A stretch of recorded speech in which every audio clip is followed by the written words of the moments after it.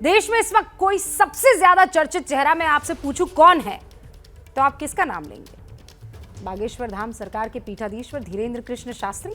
धीरेन्द्र शास्त्री के दिव्य दरबार से लेकर उनके चमत्कारों तक, उनकी चुनौतियों से लेकर प्रेत दरबार तक, सारा बड़ा भरा पूरा संसार इतने रहस्यों से भरा हुआ है कि पूरे देश में गली मोहल्लों से लेकर घर तक अभी उन्हीं की चर्चा होने लगी है। हमने बारी बारी बागेश्वर धाम वाले बाबा के अलग अलग पहलुओं पर बात की है। धीरेन्द्र शास्त्री के धाम से अचानक गायब होने फिर प्रकट हो जाने की मिस्ट्री की पड़ताल भी की है। लेकिन आज बारी है धीरेन्द्र शास्त्री की राम कथा के बीच में आने वाले सम्मोहन एपिसोड की। समझ रहे हैं आप? सम्मोहन एपिसोड। आज हम आपको दिखाने जा रहे हैं कि बाबा के सम्मोहन का सच आखिर क्या है। हमारे एक मित्र हैं, गुजरात में रहते हैं, जोशी जी। हाँ, अच्छा चलो जोशी जी नहीं, अपना मूसा खेड़ी को इंदौर का चंगीला, हम चेला चंगीला। जहां लोग कहते भगवान नहीं होते, शक्तियां नहीं होती, उनके मुंह पर तमाचा मारने वालों में से चंगीलाल गया ससुराल लुगाई को लिवाने। लुगाई का नाम क्या था? मुन्नी बाई। चंगीलाल अपनी पत्नी मुन्नी बाई को लेने के लिए गया, ससुराल गया। ससुराल का मकान जो था, जो घर था जहां मुन्नी बाई रहती थी, मुन्नी बाई के बाप का नाम था टिल्लू।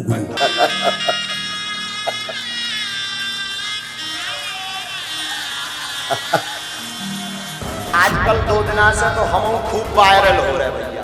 अरे क्या करना भैया, हमारे जलवा हो गए भैया।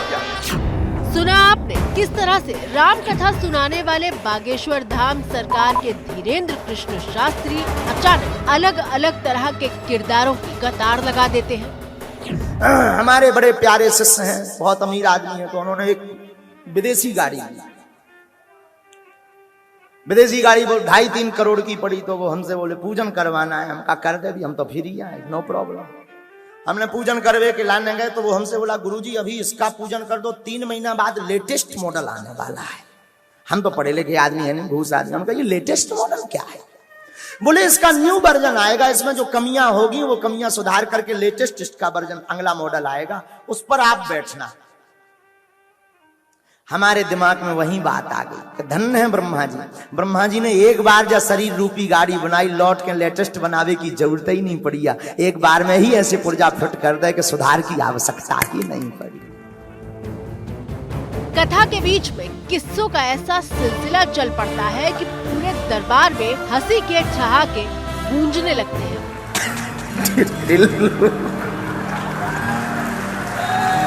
चंगीलाल के ससुर साहब जिनका नाम था टिल्लू गुरु, टिल्लू गुरु बने एक बार बाबा। बाबा बने तो भीख मांगने गए चंगीलाल के घर, तो आवाज लगाई भिक्षाम देही। तो बेटी बाहर निकली, बोले टमाटर खाओ टमाटर। तो टिल्लू गुरु बोले कि टमाटर ही खवा दो। बाहर में गो टमाटर ही खवा। अरे बाबा बोली टमाटर था टमाटर। टिल्लू गुरु हर बार चिल्ला के बोले टमाटर ले आओ। जब बाद में चंगीलाल निकले, बोले महात्मा जी जब टमाटर नहीं कह रही, जो कह रही कमा कर खाओ, कमा कर। बोलो सीताराम। चंगीलाल और मंगीलाल के कॉकटेल की किस्सा गोई सुनकर दरबार में बैठी जनता तालियां पीटने लगती है।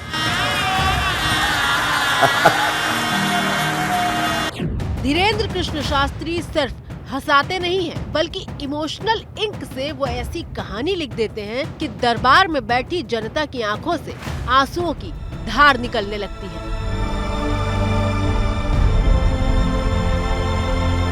हमने अपने घर में रहकर, जहां हम रहते थे, 8 वर्ष तक भीख मांगी। 8 वर्ष तक भीख मांग करके दास ने खुद जीवन चलाया। क्या ये बाबा बागेश्वर धाम सरकार के धीरेन्द्र शास्त्री की सम्मोहन कला का कमाल है, जिसकी काट किसी के पास नहीं है? क्या बाबा अपने किस्सों से ऐसा सम्मोहन पैदा करते हैं कि जनता अभिभूत होकर रह जाती है? क्या है धीरेन्द्र कृष्ण शास्त्री की सम्मोहन कला का सच? हुआ था। बिहारी का यही तो कह रहा था हुआ। सम्मोहन कला शब्द का इस्तेमाल इसलिए क्योंकि बाबा दरबार में जब कथा के बीच किस्सा गोई करते हैं तो जनता मंत्र मुग्ध होकर सुनती हुई दिखाई देती है। किसी के मन में कोई सवाल नहीं होता, किसी का ध्यान कहीं और नहीं होता। माहौल ऐसा होता है जैसे धीरेन्द्र कृष्ण शास्त्री ने पूरे दरबार में बैठी जनता पर शब्दों से जादू कर दिया है। हम आपको धीरेन्द्र शास्त्री की सम्मोहन कला के वो किस्से दिखाने जा रहे हैं जो उन्होंने अपने दरबार में सुनाए। तुमने मर्डर किया।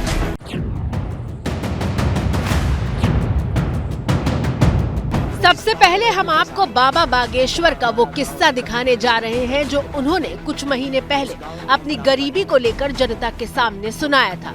और इस किस्से को सुनाते हुए न सिर्फ धीरेन्द्र शास्त्री रोए थे बल्कि जनता भी फूट फूट कर रोने लगी थी। किस्सा शुरू होता है तो सबसे पहले अमीर और गरीब के बीच के फर्क की बात होती है। हमारे देश में अगर कोई नियम का पालन करना होता है तो सिर्फ गरीब को, अमीर कभी कोई नियम का पालन नहीं करता। श्रीमान केवल गरीब करता है। मास्क भी लगाता है तो सिर्फ गरीब लगाता है। इसके बाद धीरेन्द्र शास्त्री अपने जीवन का वो अनुभव जनता के साथ साझा करते हैं जो गरीबी ने उनको दिया। गांव के ब्राह्मण थे, परिवार में हम घर में अपने सबसे बड़े थे, भाइयों में, बहन में, भाई में और बहन में। महाराज पिताजी कुछ करते नहीं थे, हमने अपने घर में रहकर जहां हम रहते थे 8 वर्ष तक भीख मांगी। 8 साल तक भीख मांगने वाला किस्सा सुनाते सुनाते धीरेन्द्र शास्त्री बार बार अपने आंसू पोंछते हैं। स्कूल में जब हम पढ़ने जाते थे तो छोटे छोटे जो हमारे मित्र थे, बच्चे,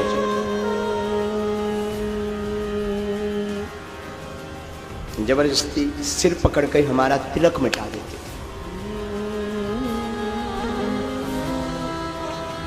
जबरदस्ती इसलिए मिटा देते थे, हम इसलिए विरोध नहीं कर पाते थे क्योंकि हम गरीब घर से थे। कोई जब उत्सव होता था 26 जनवरी या 15 अगस्त तो सबके नए नए कपड़े होते थे, हमारा सिर्फ एक ही कपड़ा होता था, एक कुर्ता एक पजामा।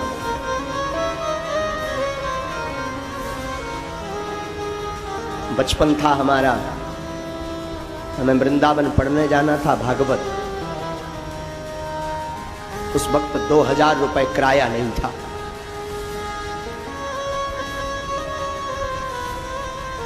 तो हमने सोचा कि उधार मांग लिया जाए। तो जो गांव के लोग थे हमने उन सबको उधार मांगा, हमें वृंदावन जाना है, 2000 रुपए उधार चाहिए। महाराज 15 दिन तक घूमे, किसी ने उधार नहीं दिया, किसी ने उधार नहीं दिया था। क्यों? भर्राए हुए गले से धीरेन्द्र शास्त्री कथा में अपनी माँ के बारे में बताते हैं। हमारी माँ हमसे बोलती थी, बेटा तुम घर से बाहर जब भी निकलना मुस्कुराते हुए निकलना, कोई ये ना समझे कि हम गरीब हैं या भूखे हैं। मुस्कुराते हुए निकलना। वो दिन है कि आज का दिन है साहब, हमें अपनी आप बीती बताता हूँ। 4-4, 5-5 दिन तक पार्ले जी, उस जमाने में 1 रुपए का आता था, छोटा पैकेट पार्ले जी, 1-1 रुपए का पार्ले जी खा करके पेट भरा हमने, 1-1 रुपए का।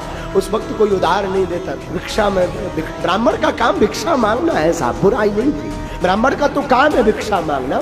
हम अपना कर्तव्य करते थे, कर्म करते थे। लेकिन मैं लोगों की मानसिकता बता रहा हूं। उस जमाने में जब भिक्षा मांगने जाता था तब लोग ताने देते थे, फिर आ गए।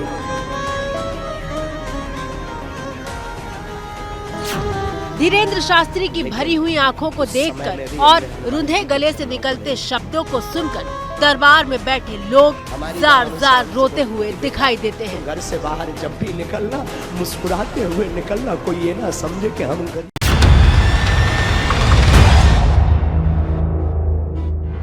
धीरेंद्र शास्त्री का इमोशनल सम्मोहन तो आपने देख लिया, अब आपको दूसरा किस्सा दिखाते हैं। अगला किस्सा चंगीलाल और उसकी पत्नी का है। वो चंगीलाल जिसका जिक्र धीरेंद्र कृष्ण शास्त्री अपने किस्सों की लड़ी में बार बार करते हैं। एक बार हमारा चंगीलाल की घरवाली मुन्नी बाई दोनों घूमने गए इंदौर में घूमने गए। इंदौर में घूमते घूमते रात के समय एक कुत्ता भौंकने लगा। चंगीलाल का रूप ही ऐसा था कि कुत्ता भौंकता था। चंगीलाल के रूप को देख करके कुत्ता भौंकने लगा। चंगीलाल ने सोची कि हमें तो कोई दिक्कत नहीं, घरवाई है ना काट ले। चंगीलाल ने घरवाई है लो दो ही हाथों से उठा ला। कुत्ता कुछ देर भौंकत रहो फिर भग गो। धीरे से चंगीलाल ने फिर धरो। बोलो देखो, चंगीलाल को तो लगा ये धन्यवाद देगी कि बहुत प्रेम करते, कुत्ता के काटने से बचा लिया। मुन्नी बाई ने 2.5 हाथ को लठ ढूंढो। चंगीलाल आगे आगे, मुन्नी बाई पाछे पाछे। चंगीलाल बोलो जो लठ लेके क्यों भाग रहे? मुन्नी बाई बोली रुको फिर बताइए। चंगीलाल बोले आखिर गलती क्या की? बोले हमने आज तक पत्थर लेकर के कुत्ता भगाने वाले बहुत देखे, लठ हाथ में लेकर के कुत्ता भगाने वाले पहली बार एक ऐसा हमने मूर्ख व्यक्ति देखा जो लुगाई लेके कुत्ता भगा।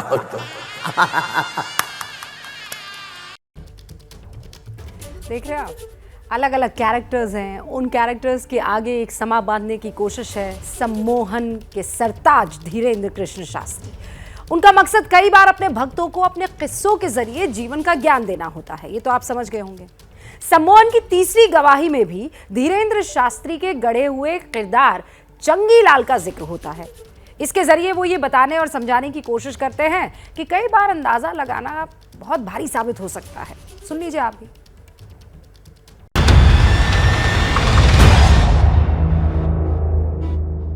एक बार हमारा चंगीलाल बहरा था, कान से सुनाई नहीं देता था। मित्र बीमार हुआ तो मित्र को मिलने गया तो पत्नी ने कहा किसी को ले जाओ, तुम्हें सुनाई देता नहीं है। तो उसने कहा वाह, लोगों को जो पता नहीं है वो और पता लग जाए कि हम बहरे हैं, हम सब समझ लेंगे। तो वो मित्र के पास गया, तो मित्र से मिलने गया तो मित्र ने से पूछा, लेटा हुआ था मित्र बिस्तर पर, तो पूछा कैसे हो? तो मित्र ने कहा मर रहे हैं। तो इसने अंदाजा लगाया कि इसने शायद ये कहा होगा कि ठीक है। तो इसने कहा चलो चिंता ना करो, भगवान जल्दी सुनेंगे। अब अंदाजे का काम, सो मित्र को और गुस्सा आया कि हम तो मर रहे हैं, ये उल्टा बोल रहा है कि जल्दी ही। तो अंदाजे का काम, अंदाजा सटीक थोड़ी होता है। तो फिर इसने कहा अच्छा एक बात बताओ, किस डॉक्टर का इलाज चल रहा है? तो वो तो गुस्सा में भरभराया था मित्र, बोला यमराज का। तो चंगीलाल ने अंदाजा लगाया कि कोई नाम बताया होगा फेमस डॉक्टर का। इसने कहा अच्छा, अरे वो तो बढ़िया डॉक्टर हैं, बहुतों को ठीक कर दिए, वो बहुत स्पेशलिस्ट हैं। अब और दिमाग खराब हो गया मित्र का। अंदाजा कई बार इतना खतरनाक होता है। देश ने बागेश्वर धाम वाले बाबा धीरेंद्र शास्त्री का जो दरबार देखा वो वाकई दिव्य था, जहां हजारों लोगों की भीड़ जुटी रहती है। लेकिन 2-3 साल पहले तक बल्ब की धीमी रोशनी में दरबार लगा करता था। सम्मोहन की चौथी गवाही के साथ उस तस्वीर की अब बारी है।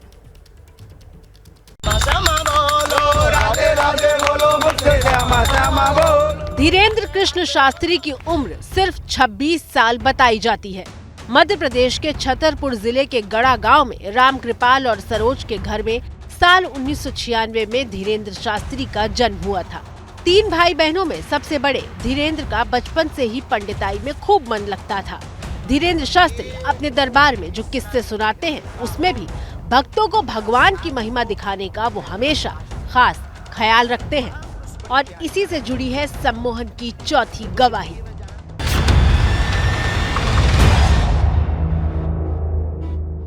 एक बार इस चंगीलाल ने मर्डर कर दिया, सीधो मर्डर। ये हमारा चेला नहीं है, समझना। जब चंगीलाल ने मर्डर कर दिया तो पुलिस पकड़ कर ले गई। तो अदालत में उसे लाया गया, भर्ती किया गया। जज बैठे थे कुर्सी पर। चंगीलाल ने सुना कि जज साहब रामायण के बड़े प्रेमी हैं, तो चंगीलाल ने 2-3 चौपाइयां याद कर ली कि हम इनको चौपाई सुनाकर इंप्रेस करेंगे। जज ने पूछा, क्यों भाई चंगीलाल? बोला, जी सर। तुमने मर्डर किया? हमने। करवाने वाले तो सब राम जी हैं, राम जी सब करवा रहे, सबई नचावत राम गोसाई बंधो कीट मरकट की नाई। राम जी सबको नचा रहे हैं। तो राम जी ने हमें आज्ञा दी कि तुम उसे मार दो, तो हमने मार दिया।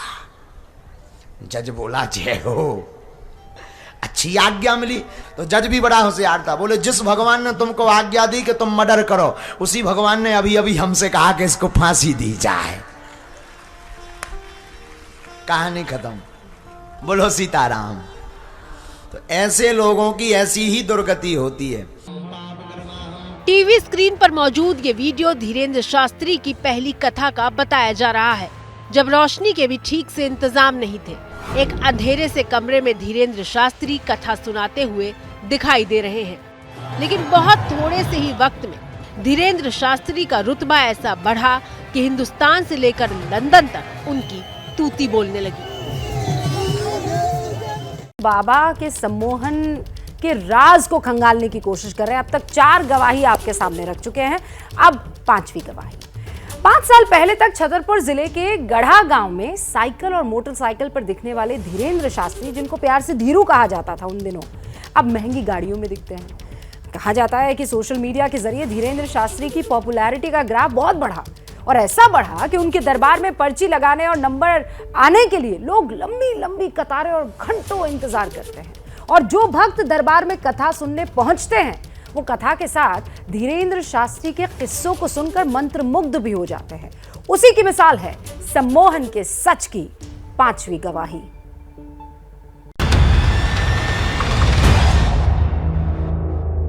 खीर बनवाई प्रसाद को। खीर जानते हो? खीर बनवाई तो गुरुजी ने कहा, चंगीलाल जरा सभ्यता से खाना, चम्मच से खाना, तुम्हारी आदत देहाती जैसी है, हाथन से हप्पा जैसो खा थोड़ा बुद्धिमानी का परिचय। जी जी जी, जी गुरुदेव, चिंता न। खीर हती आगे की लगी गरम। चंगीलाल देहाती आदमी, पढ़ो लिखो कम, अंगूठा छाप, उन्हें चम्मच भरी खीर की और बाहती आगी सी, और जैसे ही चंगीलाल ने मुंह में डाला, सो फड़फड़ा गो मुंह, लंका सी आगी लग गई। चम्मच फेंक के बोलो, हो गई तुम्हारी इज्जत। तुम्हारी इज्जत के चक्कर में हमारी जीभ और बढ़ गई। अब धीरेंद्र शास्त्री को सम्मोहन कला का मास्टर कहिए या कुछ और मान लीजिए, लेकिन इसमें कोई दो राय नहीं कि काल्पनिक किरदारों के जरिए दरबार में बैठकर धीरेंद्र शास्त्री जो किस्सा खड़ा करते हैं, उसे देखकर, सुनकर और महसूस करके जनता उसमें खो जाती है। हमारा चंगीलाल बहुत ऊंचा आदमी। एक बार चंगीलाल का मित्र है मंगीलाल। चंगीलाल ने मंगीलाल से कहा कि भाई मंगीलाल, कुछ नई रचना करते हैं। मंगीलाल ने कहा करना चाहिए। तो चंगीलाल ने कहा, मंगीलाल हम खोज करना चाहते हैं एक नई। क्या खोज? भगवान के ऊपर खोज। क्या करनी है? भगवान ने संसार को बनाने में त्रुटियां क्या की, इस पर किसी ने खोज नहीं की, सबने प्रशंसा की।